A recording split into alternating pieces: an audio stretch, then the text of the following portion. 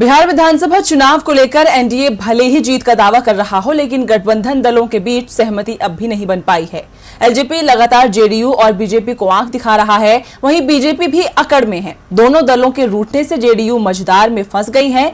इसीलिए नीतीश कुमार अब बड़ी कुर्बानी देने को तैयार हो गए हैं ताकि कुर्सी पर कोई आंच न आए। तो चुनाव में कौन होगा बड़ा भाई, एनडीए में कैसे बैठेगा सीटों का समीकरण, देखिए इस स्पेशल रिपोर्ट में। बिहार एनडीए में सीटों का समीकरण क्या होगा, जेडीयू कितनी सीटों पर लड़ेगी, बीजेपी किस पर सहमत होगी, इन सवालों के जवाब पर अब तक सस्पेंस बरकरार है। लेकिन सूत्रों के हवाले से सीटों का जो समीकरण सामने आ रहा है वो नीतीश कुमार को बीजेपी के सामने बौना बना रहा है। सूत्रों के मुताबिक बीजेपी और जेडीयू के बीच सीट बंटवारे को लेकर डील सेट हो गई है। कहा जा रहा है कि नीतीश 50-50 फॉर्मूले के तहत सीट बंटवारे को राजी हो गए हैं। नीतीश कुमार पिछले कुछ दिनों से जिद पर अड़े थे कि जेडीयू बीजेपी से ज्यादा सीटों पर चुनाव लड़ेगी, मगर आखिरकार उन्हें अपनी जिद छोड़नी पड़ी। तय फॉर्मूले के मुताबिक जेडीयू 122 सीटों पर और भारतीय जनता पार्टी 121 सीटों पर चुनाव लड़ेगी। जेडीयू बीजेपी की कई परंपरागत सीटों पर भी दावेदारी ठोक रही थी, मगर अब उन्होंने ये मांग भी छोड़ दी है।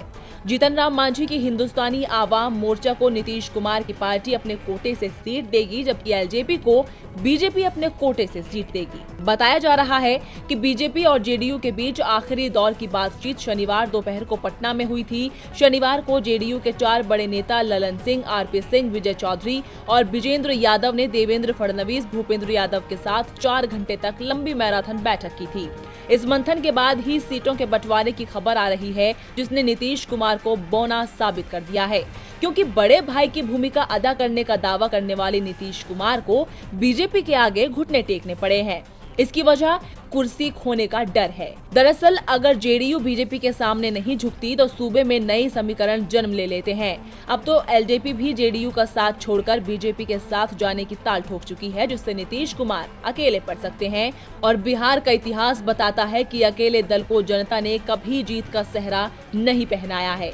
यही वजह है कि नीतीश बीजेपी की जी हुजूरी में जुटे हुए हैं। नीतीश को भरोसा है कि बड़े भाई के पद की कुर्बानी देकर वो कुर्सी को अपने करीब रख सकेंगे, लेकिन उनके इस कदम से पार्टी को बड़ा नुकसान होगा, क्योंकि बीजेपी हमेशा से ही क्षेत्रीय दलों की उंगली पकड़कर खुद को मजबूत बनाने की कोशिश करती रही है।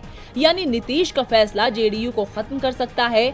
कहीं ऐसा न हो कि जैसे महाराष्ट्र में बीजेपी ने शिवसेना पर चढ़ने की कोशिश की, वैसे ही बिहार में वो जेडीयू को भी तोड़ सकती है। खैर, ये तो आने वाला वक्त ही बताएगा कि नीतीश का फैसला जेडीयू पर क्या असर डालेगा।